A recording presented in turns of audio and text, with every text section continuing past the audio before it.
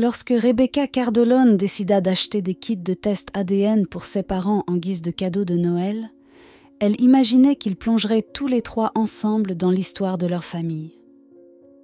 Elle espérait que cette expérience les rapprocherait en retraçant leurs racines. Cependant, elle était loin de se douter que son cadeau attentionné entraînerait des complications imprévues. En recevant les résultats de leur test ADN, les Cardolone découvrirent un secret choquant et profondément troublant. Avant de plonger dans le sujet, n'oubliez pas d'appuyer sur le bouton « J'aime », de vous abonner à notre chaîne et d'activer la cloche de notification pour d'autres vidéos incroyables. Rebecca, née en novembre 1994 de Joseph et Jennifer Cardolone, était leur unique enfant chéri alors qu'elle grandissait. Avec le temps, Rebecca développa un vif intérêt pour en apprendre davantage sur le patrimoine unique de sa famille, notamment sur les origines italiennes de son père. Curieuse, Rebecca décida de faire cadeau à ses parents des tests ADN, croyant que ce serait une manière significative d'explorer leur ascendance ensemble. Elle effectua également le test elle-même, impatiente de comparer ses résultats à ceux de ses parents. Cependant, lorsqu'elle remit ses cadeaux, Rebecca ne se doutait pas que les résultats allaient bientôt bouleverser son univers. Les tests ADN à domicile sont devenus une tendance majeure ces dernières années, stimulée par l'intérêt croissant du public pour la généalogie. En 2014, par exemple, la généalogie est devenue le deuxième passe-temps le plus populaire aux États-Unis. Et la quête de connaissances ancestrales s'est transformée en une industrie de plusieurs milliards de dollars, soutenue par une pléthore de sites web, de livres et de programmes télévisés. Les kits de tests génétiques modernes que nous voyons aujourd'hui sont apparus sur le marché en 2007, avec l'introduction du test ADN basé sur la salive de 23andMe. Ancestry, un acteur majeur dans la recherche sur l'histoire familiale, a suivi en lançant son propre service ADN en 2012. En 2019, Ancestry avait accumulé une base de données de plus de 10 millions d'individus, augmentant considérablement la probabilité que les utilisateurs découvrent des parents jusque-là inconnus. Alors, comment fonctionnent ces tests ADN ?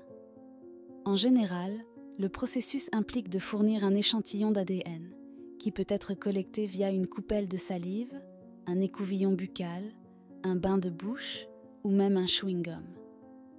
L'échantillon est ensuite renvoyé à la société de test, où il est analysé pour estimer les origines ethniques de la personne. Bien que les résultats puissent offrir des aperçus fascinants sur son patrimoine, le processus comporte certains risques. À mesure que la popularité des tests ADN en généalogie a augmenté, le nombre d'histoires surprenantes et parfois troublantes a également cru. Certaines personnes ont reçu des résultats incorrects, tandis que d'autres ont fait des découvertes qui ont bouleversé leur vie.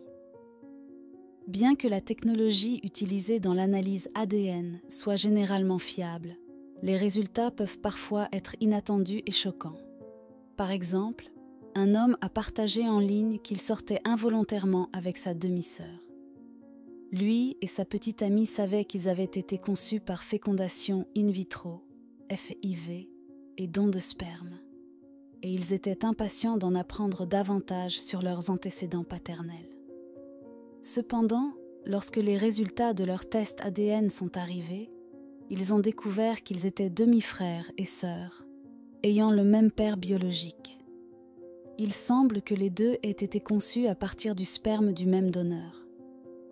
Lorsqu'il a partagé cette révélation en 2019, l'homme a exprimé sa profonde détresse en déclarant « Je me sens traumatisé ».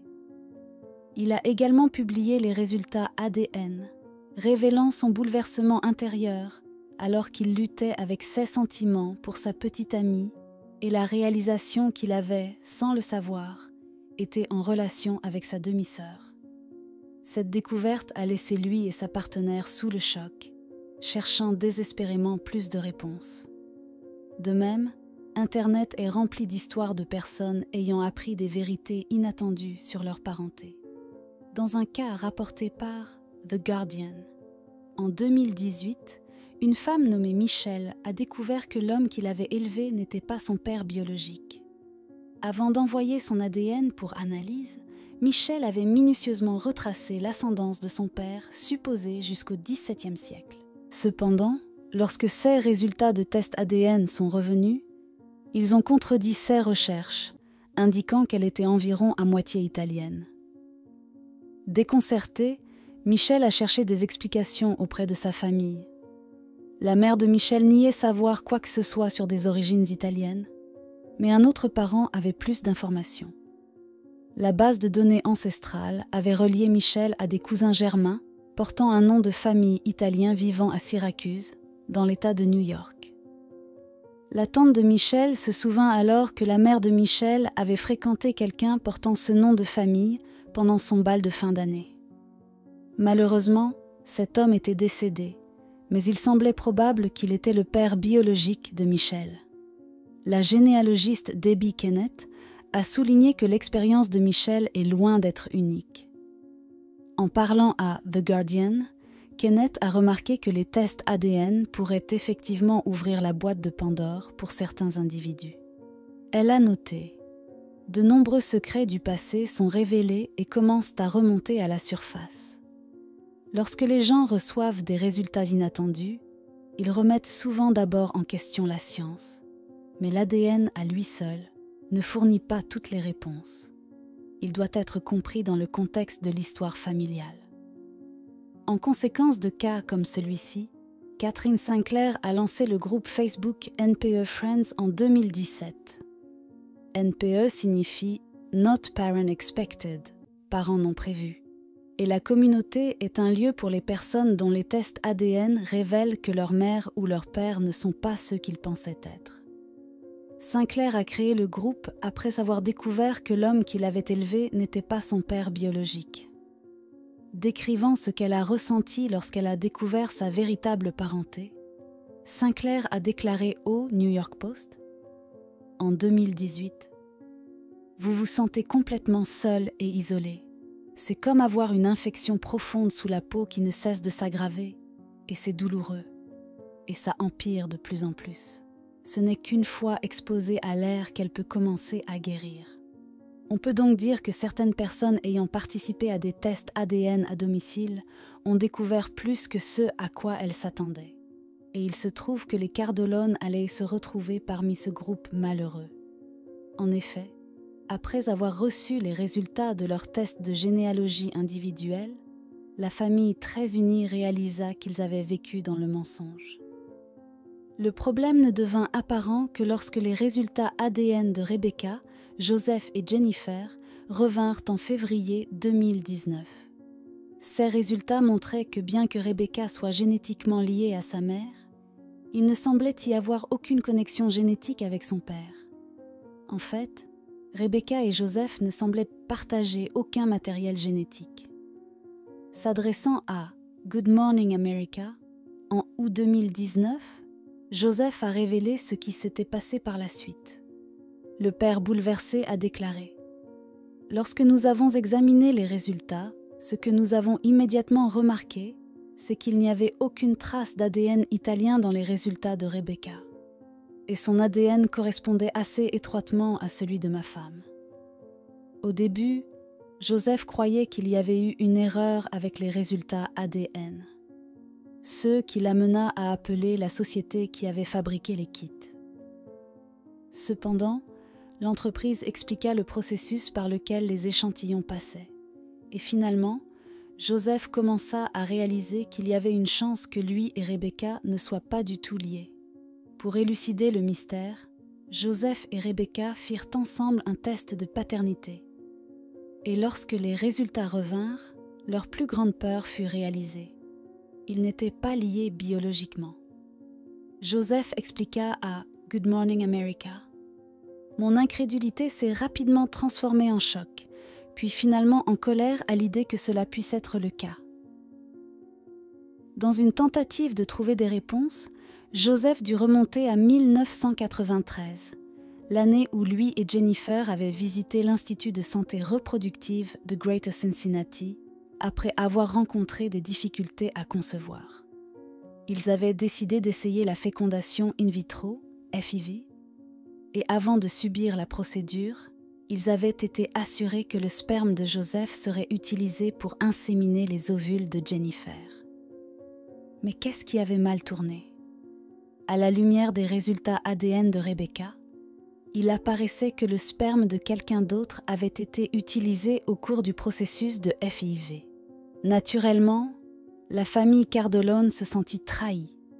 Lors d'une conférence de presse en août 2019, Joseph expliqua « Cela a été extrêmement difficile pour ma famille. » Il poursuivit « Je n'aurais jamais imaginé que le cadeau de Noël d'un kit ADN à domicile dévoilerait ce genre d'abus de notre confiance. Pour notre fille Rebecca, c'est encore plus difficile. Elle traverse un stress émotionnel important et de la confusion quant à son identité. » Les révélations eurent un effet profond sur Joseph, qui avait toujours cru être le père biologique de Rebecca. Lors d'une conférence de presse, Joseph partagea ouvertement ses sentiments, déclarant « Il est difficile de trouver les mots pour exprimer le choc et le chagrin que vous ressentez lorsque vous découvrez que la personne que vous aimez et avez toujours considérée comme votre fille n'est pas liée à vous génétiquement. Les émotions vont de la colère à la douleur et à la confusion alors que vous essayez d'accepter cette réalité et d'en parler à votre famille. » Quant à la réaction de Jennifer, Joseph expliqua. Elle a été forcée d'accepter la réalité que la clinique a utilisé le sperme d'un étranger pour féconder 16 ovules, qui ont ensuite été implantés dans son corps. Elle est profondément attristée par le fait qu'elle ne peut plus avoir un enfant qui porte notre matériel génétique à tous les deux. Ce qui était précisément la raison pour laquelle nous nous étions tournés vers les médecins. Suite à cette découverte choquante, Joseph et Jennifer ont intenté une action en justice civile contre le réseau de santé Christ Hospital, Ovation Fertility Cincinnati et l'actuel Institut de santé reproductive. Les Cardolone accusent le laboratoire qui a aidé à la conception de Rebecca d'avoir utilisé le sperme d'un autre homme au lieu de celui de Joseph. La famille est représentée par le cabinet d'avocats Pfeiffer Wolf, Carr & Kane, spécialisé dans les cas d'inconduite présumée de cliniques de fertilité. Lors de la conférence de presse, l'associé gérant Joseph C. Pfeiffer déclara « Cela représente une violation profonde de la confiance et une violation inimaginable. » Le cabinet d'avocats indiqua que l'un des 5 individus, y compris un médecin affilié à Christ Hospital, pourrait potentiellement être le père biologique de Rebecca. Christ Hospital était auparavant lié à l'Institut de santé reproductive de Greater Cincinnati, où la procédure de FIV avait eu lieu. Abordant la paternité de Rebecca, l'avocat des Cardolone, Adam Wolf, déclara au Daily Mail « Les défendeurs devraient examiner leur dossier pour identifier de qui provenait le sperme utilisé pour créer l'embryon. Nous ne savons pas s'il s'agit d'un acte délibéré ou d'une erreur gravement négligente. Nous avons demandé des réponses, mais jusqu'à présent, nous avons été accueillis par le silence. Bien entendu, Joseph et Jennifer avaient signé un contrat avec Christ Hospital avant que la procédure ne soit effectuée. Cependant, comme le rapporta CNN en août 2019, l'hôpital s'est abstenu de commenter en raison des litiges en cours. Au lieu de cela, l'hôpital a déclaré qu'il enquêtait sur les allégations liées aux événements qui auraient eu lieu à la fin des années 1990. L'Institut pour la santé reproductive, qui fonctionne désormais de manière indépendante, a publié une déclaration précisant qu'il n'était pas en activité en 1994, impliquant ainsi que toute éventuelle erreur s'est produite sous la responsabilité de l'ancien laboratoire de l'hôpital Christ. Dans un message adressé à CNN, l'Institut pour la santé reproductive a déclaré « Puisque cet incident aurait eu lieu dans le laboratoire de l'hôpital Christ avant que notre pratique et notre laboratoire ne soient établis, nous ne pouvons pas commenter ce qui aurait pu se passer ou non à cet endroit. Néanmoins, la situation n'est pas entièrement claire. Wolf a suggéré que le directeur du laboratoire et le médecin qui faisait partie de l'institut original du Grand Cincinnati sont désormais associés à l'institut actuel pour la santé reproductive. Cependant, aucune de ces personnes n'a été désignée comme défenderesse dans le procès, qui allègue une négligence et une rupture de contrat. Selon CNN, le procès affirme également que Jennifer a été victime de violences, car elle n'a pas consenti à ce que son embryon soit fécondé par le sperme d'un inconnu. Par conséquent, les Cardolone réclament une compensation financière d'un montant non spécifié. De plus, le couple a demandé l'identité et les antécédents médicaux du père biologique de Rebecca. Ils souhaitent également savoir si le sperme de Joseph a été utilisé ailleurs. Dans une interview accordée à la chaîne WCMH TV, affiliée à NBC, en août 2019, Wolf a déclaré « Si vous avez fourni du sperme pour un embryon et que vous découvrez ensuite qu'il n'a pas été utilisé pour votre fille, vous devez vous demander où est allé votre sperme. » Wolf et ses clients plaident également en faveur de réformes dans l'industrie de la fertilité aux États-Unis. Lors d'une interview avec le Daily Mail, Wolf a expliqué « Il devrait y avoir des inspections obligatoires des installations, des conséquences lorsque quelque chose tourne mal et des exigences de certification pour les cliniques de fertilité. Dans la plupart des États, vous n'avez même pas besoin de certification pour gérer une clinique. Dans l'Ohio, vous pourriez techniquement ouvrir un centre dans votre sous-sol. » Alors que le procès des Cardolone suit son cours dans le système judiciaire, le chemin vers la vérité pourrait être long et ardu. Pendant ce temps, Rebecca est laissée à se poser des questions sur sa véritable identité et sur l'existence éventuelle d'autres membres de sa famille biologique qu'elle n'aurait peut-être jamais connus si ce n'était pas pour le test ADN à domicile.